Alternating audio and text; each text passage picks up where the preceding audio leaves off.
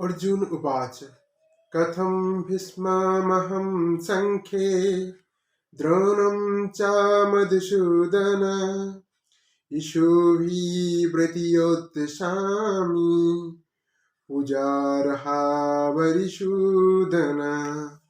নমস্কার বন্ধুরা, সকলকে স্বাগত জানাই শ্রীমদ্ ভগবদ গীতার এই দ্বিতীয় অধ্যায়ের অর্থাৎ সাংখ্যযোগের চতুর্থতম শ্লোকে। তো এই শ্লোকের মাধ্যমে আমরা জানবো যে কর্তব্য করতে গিয়ে আমাদের বিভিন্ন অজুহাতের সম্মুখীন কেন হতে হয়। তার পূর্বে আমরা এই শ্লোকটির বাংলা অনুবাদ জেনে নিই। অর্জুন বললেন, হে অরিসূদন, হে মধুসূদন, এই যুদ্ধক্ষেত্রে ভীষ্ম ও দ্রোণের মতো পরম পূজনীয় ব্যক্তিদের কেমন করে আমি বাণের দ্বারা প্রতিদ্বন্দ্বিতা করব। তো দেখুন, এবার আমরা জানব যে এই ছোট্ট কয়েকটি লাইনের মাধ্যমে ভগবান কি বোঝাতে চাইছেন, অর্থাৎ অর্জুনের বক্তব্যের মাধ্যমে কি বোঝাতে চাইছেন। বলছে, হে অহংকার সমনকারী মধুসূদন। অর্জুন বললেন, হে অহংকার সমনকারী, অর্থাৎ আমাদের এই অন্তরের অহংকার একমাত্র যিনি সমন করতে পারেন বা হরণ করতে পারেন তিনি হলেন শ্রীহরি, তাই তার নাম হরি, যিনি হরণ করে নেয় আমাদের এই অহংকারকে।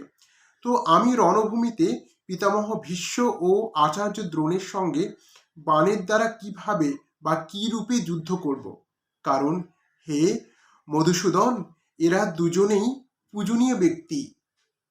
দ্বৈতই হলো দ্রোণ, অর্থাৎ দ্রোণাচার্য হলো সেই গুরু, যে গুরু আমাদের এই মনের অন্তরালে অজ্ঞানতা হয়ে বসে রয়েছেন, অর্থাৎ রু, অর্থাৎ গু মানে হচ্ছে অজ্ঞানতা, যেখানে প্রয়োজন হচ্ছে রু অর্থাৎ আলোর, অর্থাৎ কৃষ্ণ হচ্ছে সেই আলো এবং অর্জুন হলো সেই অজ্ঞান অন্ধকার। অর্থাৎ আমাদের এই মনোজগতে প্রতিটি যত মানুষ পৃথিবীতে রয়েছে প্রত্যেককেই কিন্তু অজ্ঞানতার অন্ধকারে ডুবে রয়েছে। কারণ আমরা বিভিন্ন লেখকের বই পড়ি বা বিভিন্ন গুরু মহারাজদের আশ্রমে যাই, সেখান থেকে যেটুকু জ্ঞান গ্রহণ করি সেটাই মনে করি যথার্থ, বা তার লেখা বিভিন্ন বই পড়ে মনে করি সেটাই সঠিক। কিন্তু কোনটা সঠিক বা কোনটা বেঠিক সেটি মাত্র আপনার জ্ঞানাহরণ শক্তি বলবে, আপনার উপস্থিত বুদ্ধি বলবে, যেটি বাস্তবের সঙ্গে রূপায়ণ করতে হয়। দেখুন, এখানে আরেকটি কথা বলছে যে প্রভু ভিন্ন আমি ভিন্ন, দ্বৈতের এই বোধি প্রাপ্তির প্রেরণের আরম্ভিক স্রোত, এটি দ্রোণাচার্যের গুরুত্ব। তো এখানে বলা হচ্ছে যে যখন আমরা অজ্ঞানতার অন্ধকারে থাকি তখন মনে করি যে ভগবান আলাদা, তাকে আমাদের পেতে হবে, আমাদের তার জন্য ওই আশ্রমে যেতে হবে, এই গুরুর দীক্ষা নিতে হবে, ওই ধর্ম গ্রহণ করতে হবে, ওই সম্প্রদায়ের সঙ্গে যুক্ত হতে হবে ভগবানকে পাওয়ার জন্য। কিন্তু গীতাতে বলা হচ্ছে যে ভগবান আপনার থেকে কোনো দিনই আলাদা ছিলেন না, থাকেননি ও থাকবেন না। একমাত্র যখন তিনি আপনার থেকে বিচ্ছিন্ন হয়ে যাবে তখন এই দেহ আপনার কোনো কাজের থাকবে না, এই দেহ তখন জড় পদার্থে পরিণত হবে। সুতরাং ভগবান কেবলমাত্র এই ব্রহ্মাণ্ড, এই জগৎকে সৃষ্টি করেছেন, অর্থাৎ তিনি অনলি একজন ক্রিয়েটার, সৃষ্টিকর্তা। তাকে কেউ ভগবান বলে, কেউ আল্লাহ বলে, কেউ জিসাস বলে, কেউ গড বলে, যে যা হিসাবে ডাকে। সেই কারণে রামকৃষ্ণ পরমহংসদেব বলেছেন, যত মত তত পথ। তো বন্ধুরা, বোঝার চেষ্টা করুন যে এই যে গীতাতে যে তথ্যগুলো লেখা আছে, এই তথ্য অনুযায়ী যদি আপনি এখন আপনার জীবনযাপন করেন, দেখবেন আপনার জীবনে নানান সংকট নেমে আসবে, আপনি বিভিন্ন সমস্যার সম্মুখীন হবেন। ভগবতমে যে সমস্ত কথা লেখা আছে সেই অনুযায়ী যদি আপনি বাস্তব সময়ে চলেন, আপনার বিভিন্ন সমস্যার সম্মুখীন হতে হবে। তো ধর্মীয় যে বই অনুযায়ী আপনি চলুন না কেন, আপনার বাস্তবের সঙ্গে আপনি চলতে পারবেন না। কেন বলুন তো?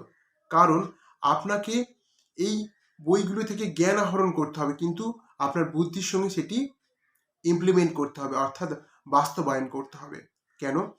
যেরকম চাণক্যজি করেছেন, অর্থাৎ আপনারা জানেন মগধ সাম্রাজ্য যিনি সৃষ্টিকর্তা তিনি হলেন সেই চাণক্য, যিনি মৌর্য সাম্রাজ্যের রাজা চন্দ্রগুপ্ত মৌর্যকে প্রতিষ্ঠিত করেছিলেন, অর্থাৎ সেই রাজা হিসাবে তিনি স্থাপন করেছিলেন সেই চাণক্য। তিনি কিন্তু গীতা থেকে বিভিন্ন জ্ঞান নিয়েছিলেন, কিন্তু গীতা থেকে জ্ঞান নিয়ে সেই গীতার ফর্মুলা অনুযায়ী চলেছে এমনটা না। গীতার জ্ঞানগুলিকে যথার্থভাবে বুঝে সমাজের পরিস্থিতির সম্মুখীন হয়ে, সমাজের সেই পরিস্থিতি কোন পরিস্থিতি কোন ভাবে নিজেকে ব্যবহার করতে হবে, কখনো কূটনীতি কখনো সুনীতি, এইভাবে ব্যবহার করে কিন্তু তিনি এই সমগ্র অখণ্ড ভারতবর্ষকে স্থাপন করেছিলেন। সেরকম আমাদের মধ্যে প্রত্যেকে কিন্তু এক একজন অর্জুন। আমরা যত মানব জাতি রয়েছে, সে স্ত্রী হোক বা মহিলা হোক বা পুরুষ হোক, প্রত্যেকে কিন্তু এক একজন অর্জুন, অর্থাৎ অজ্ঞানতার অন্ধকারে ডুবে রয়েছে।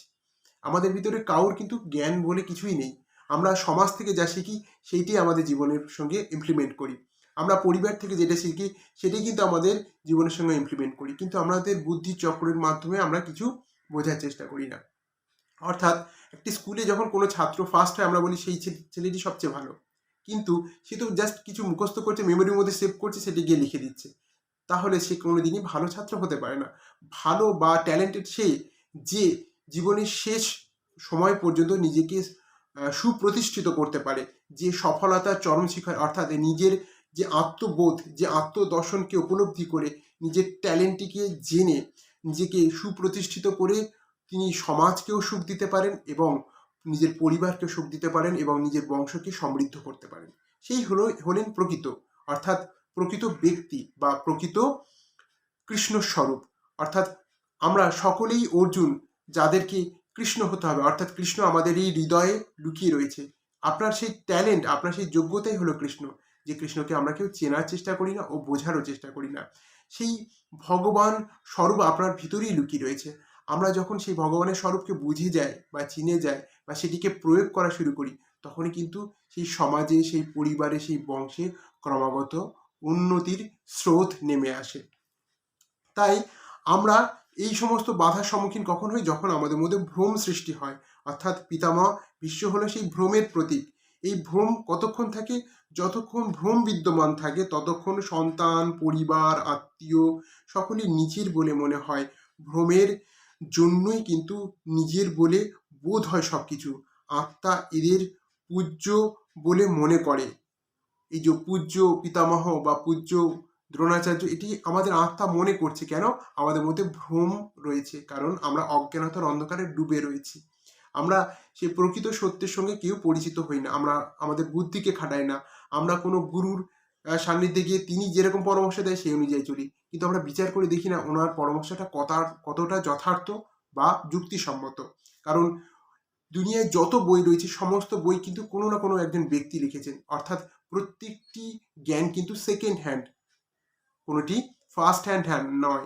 ফার্স্ট হ্যান্ড হচ্ছে আপনার থেকে বেরিয়ে আসা জ্ঞান, যেটি আপনি বিভিন্ন বই থেকে তথ্য পেয়ে আপনি সমাজে প্রতিষ্ঠিত করছেন। দেখুন, আজকের কেউ ভাবতে পেরেছিল যে এরোপ্লেন আকাশে উড়বে?